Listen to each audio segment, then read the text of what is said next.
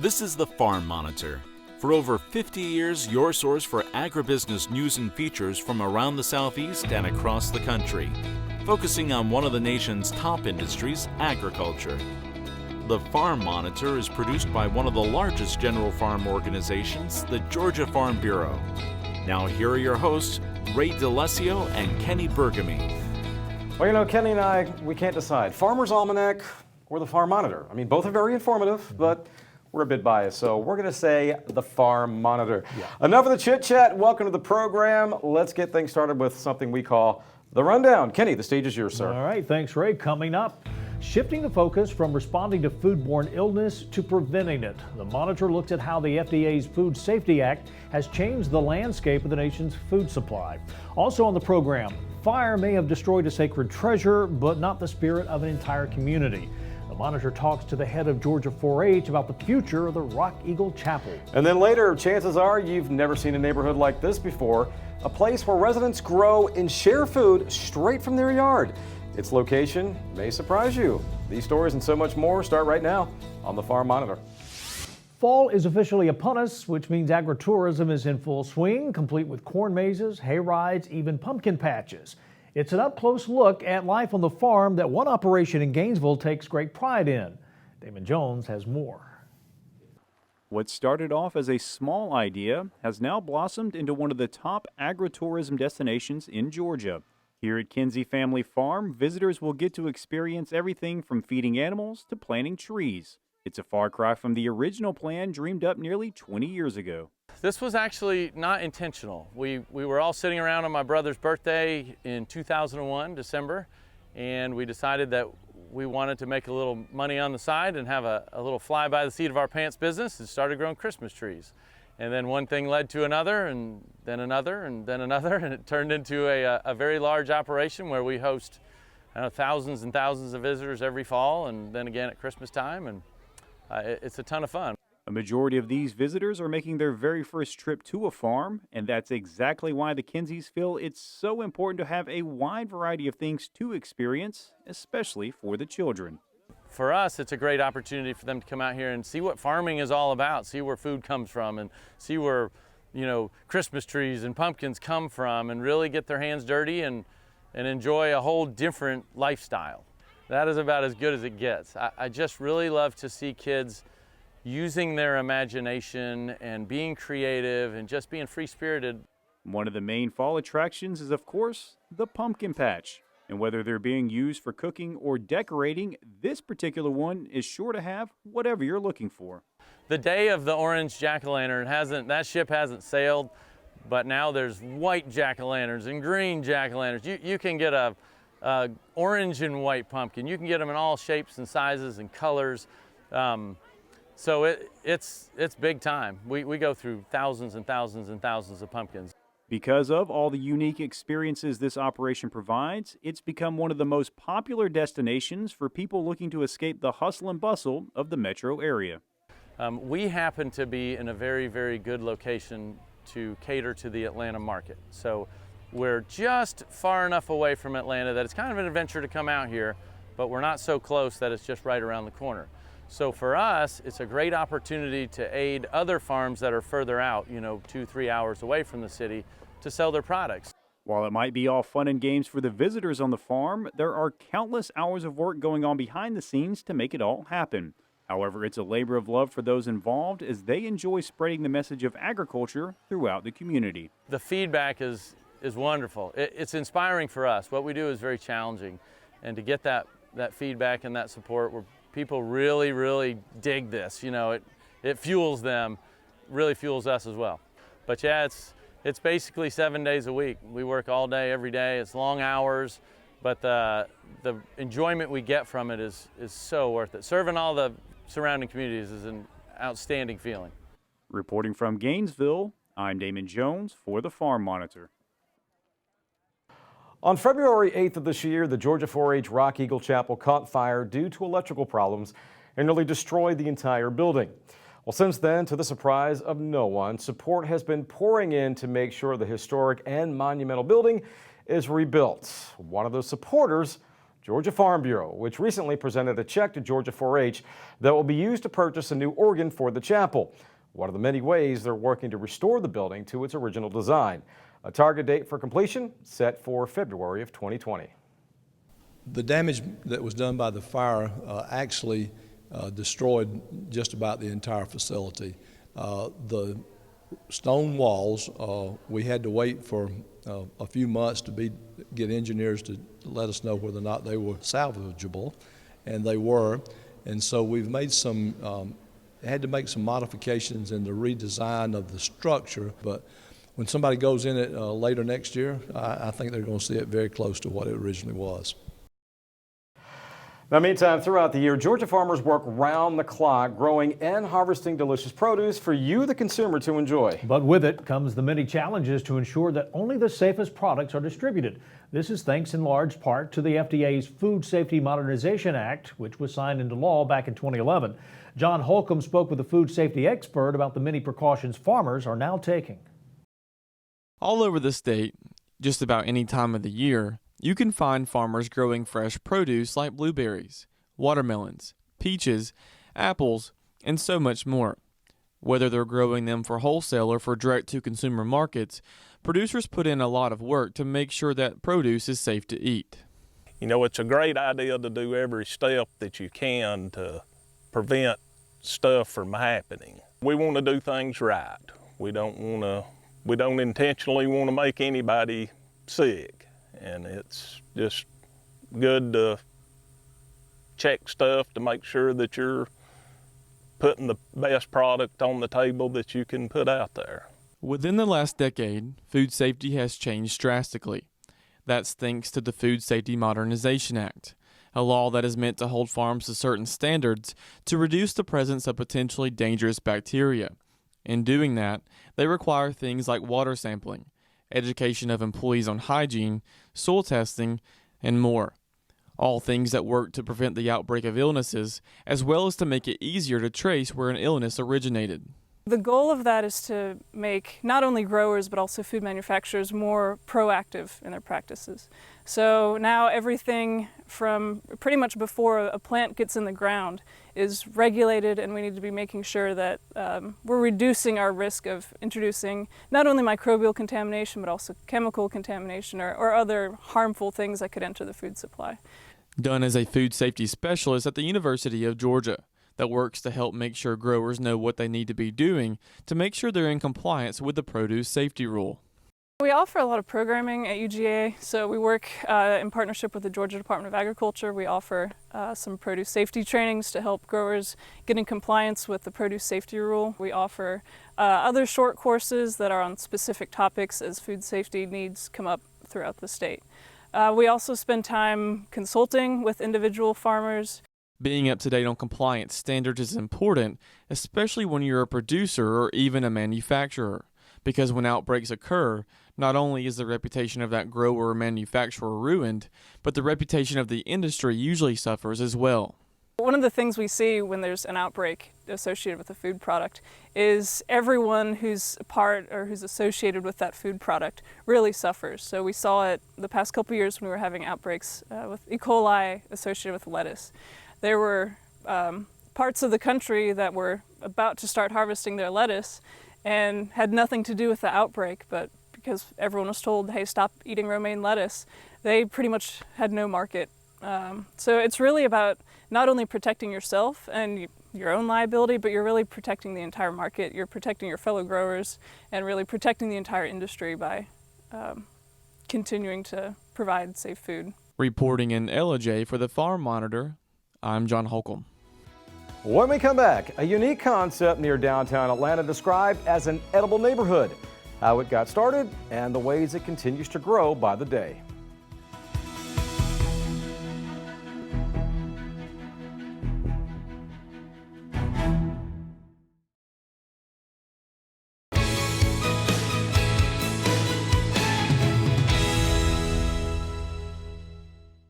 I'm Caitlin Good. I am the Urban Wildlife Program Manager.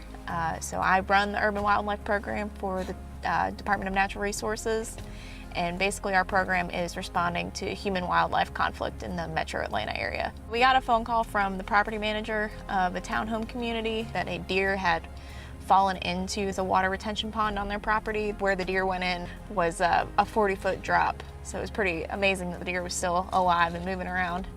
So we had to climb up, and luckily the retaining wall on both sides was terraced a little bit, so it was somewhat easy for us to climb in and out of. We were able to get the deer out alive. We darted her, put her in a stretcher, lifted her up and over the wall, and released her. Unfortunately, another deer fell in the next day, and wasn't as fortunate. We did have to put that deer down because of its injuries. Property manager is going to be fixing the fence to prevent other wildlife from either falling or jumping into the water retention pond accidentally. It's cool to see wildlife in Atlanta. It's, you know, it's a very unique thing, and we're very fortunate that we're able to do that.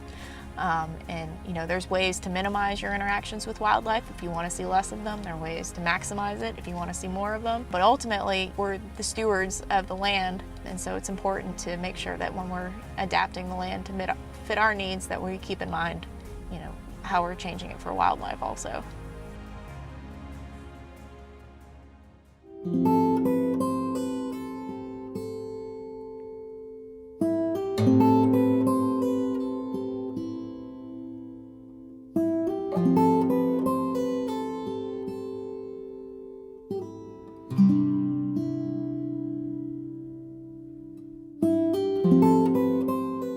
For years, we've been told what you see is what you get. At first glance, this appears to be your typical small-town rural neighborhood. But another famous saying, what you see isn't always what you get. And this here, well, this isn't your typical neighborhood. This is Chosewood Park, located in the Atlanta Beltline. It's believed to be a one-of-a-kind, an edible neighborhood, and the brainchild of real estate investor Clay Preston. The idea of the edible neighborhood is to plant perennial plants at the edge of the sidewalk where the neighbors can enjoy those plants themselves. So it's just sort of a gesture for to bring the neighborhood together, to collect the fruit, make preserves or jelly or whatever they want out of it, but and you know, table eating too.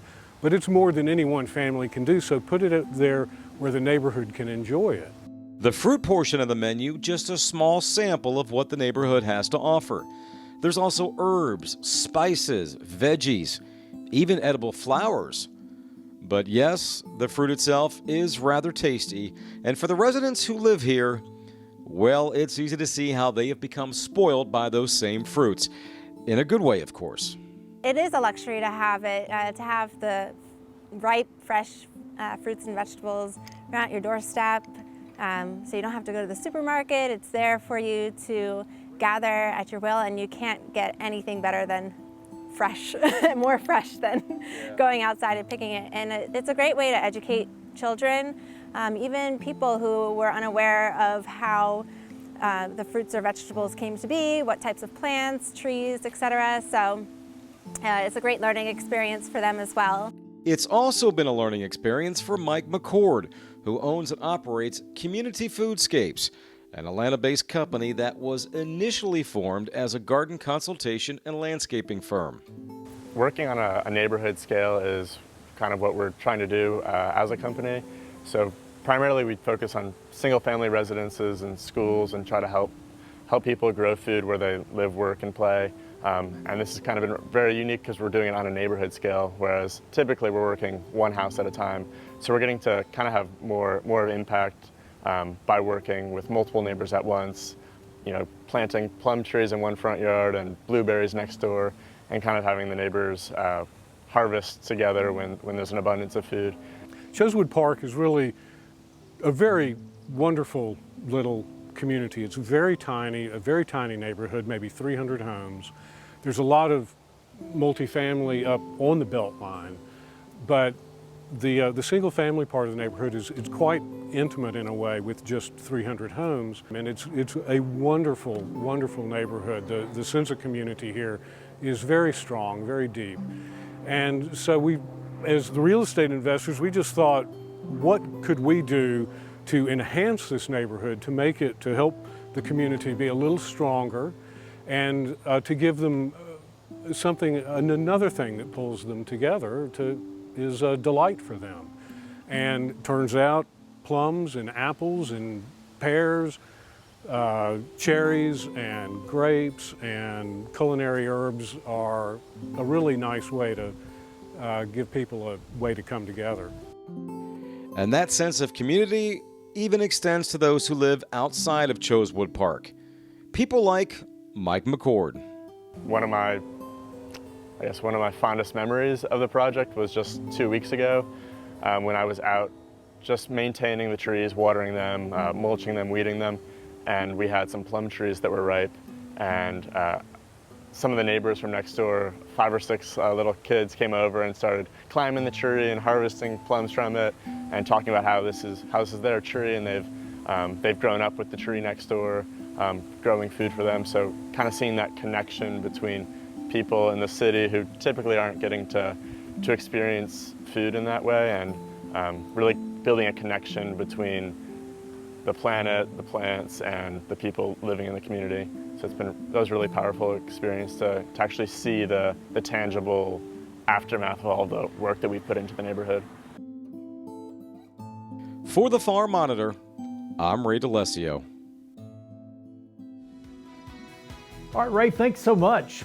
His vision was a place where Georgia youth could show off their livestock projects. That vision eventually became the Georgia National Fairgrounds. Up next, meet one of the newest members of the Georgia Agricultural Hall of Fame.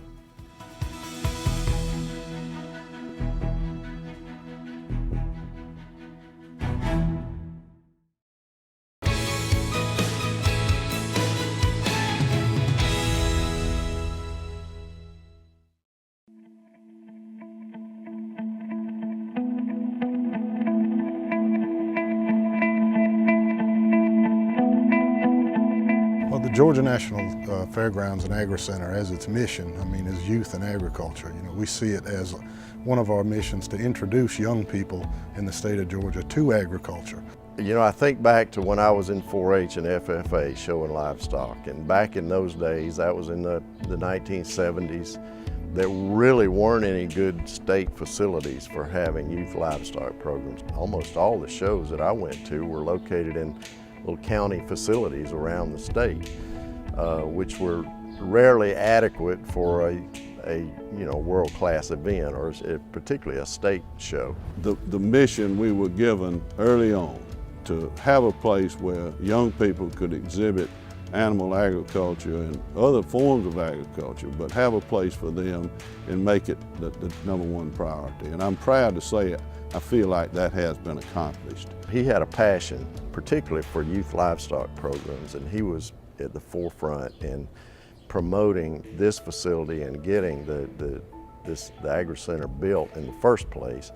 His efforts to get this done, and the other people that were involved, but particularly Mr. Rhodes, my kids ultimately benefited from that. My children showed lambs and heifers, and they were able to utilize this facility, and this is a world-class facility. Mr. Foster is probably one of the most hardworking, dependable, and influential individuals we have here at the fairgrounds. The influence that he has over our board and our authority and the facility itself brings such a different atmosphere when he's here. When you get to know Mr. Foster Rhodes, you understand his priorities in life and his character, and it's his faith, his family, and his work. I think everybody in their life probably has at least 1 or 2 people that they can say had a tremendous impact on their lives outside of their family. And a lot of times I think that person doesn't even realize what an impact they had, and I think Mr. Rhodes falls into that category. He's one of those people that just had a tremendous impact. Mr. Foster Rhodes has been a constant in this facility in its beginning for the last, I believe he's been involved for 35 years with this program, from when it was first conceived to where we are now. He always makes sure we tie it back to our mission. Each time that we have a meeting or that we're discussing implementing some type of change, it's always if it's for the betterment of the facility. He has been one for us that we could go to, not only for advice, but direction. The legacy that I see that Mr. Foster has implemented here is one that I don't know if anyone will ever be able to surmount or surpass. He has truly brought the atmosphere and created the atmosphere here at the Georgia National Fairgrounds. Of course, it makes all of us proud as we work in this facility, which he and others helped create. It means a tremendous amount to me personally, but I hope the mainstay is what it means to the facility here, the Georgia National Fairgrounds and Agri Center. Basically, I look at this as an award for the Agri Center.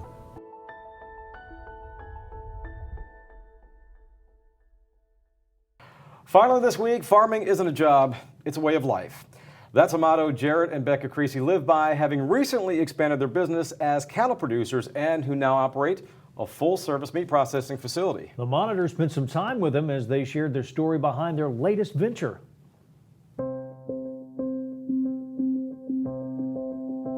My husband Jared and I own and operate 920 Cattle and Company, which is a commercial and seed stock operation. And we started into the meat business where we were selling whole halves and quarter beef direct to consumers, and then that quickly went beyond that to retail cuts and then also to some contract restaurant business. All my life we brought show steers up here through FFA and 4-H, and you know, we bring them up here and get them butchered and sell quarter, half, or whole to someone else, and we would maintain the other in our freezer. It's always been fun to come up here and hear the stories and the history behind this place and really grow from that. But then once we started bringing our cattle up here from our farm to get butchered to sell to the restaurant market or to sell to the home market to folks, we were approached. Mr. Bobby asked if we'd be interested in doing it. When we acquired the business, we were very, very blessed to be able to keep Mr. Bobby involved. So he's been with us every step of the way and helped this transition be a very smooth process, has taught us the ways of his business and how he ran it for 70 years. And with that acquisition, we also were able to keep the current employees that were here on hand. And so for us, that's been incredible. Really, honestly, I don't think it would be possible without their experience and their wisdom. We are one of just a handful of state-inspected meat facilities that are available for producers to come and do custom butcher. So with that comes a certain degree of responsibility because it's just a tradition and a way that it's just not as common anymore. So we try to cater to those producers who still want to process their own livestock. Here we'll do cattle, hogs, sheep, and goats, and then we'll do seasonal deer processing also. So it's really for producers who are raising their own livestock and want a way to process their animals. It's also for consumers who are not directly involved in the livestock markets or in the raising and production of livestock animals to be able to purchase meat that they are familiar with and that they know exactly where it came from, what producer raised it. It's something that we always kind of found a passion in, being able to see our meat go from the pasture to the plate, and it allows us to have a better idea of what we're doing in our genetic herd, but then it allows us also to help other folks and provide a new set of eyes on the marketplace, being able to help our customers from a custom butcher standpoint and provide them feedback if they're interested. Becca, Jared, thanks so much, and thank you for watching the Farm Monitor. But before we go, just a friendly reminder that for all the latest ag info regarding food, great recipes, and what's happening out on the farm, be sure you check out our Twitter, Facebook, and Pinterest pages. You'll stay informed and see what's up in the world of farming and with us here on the show. Take care, everybody. We'll see you next week right here on the Farm Monitor. Have a great week.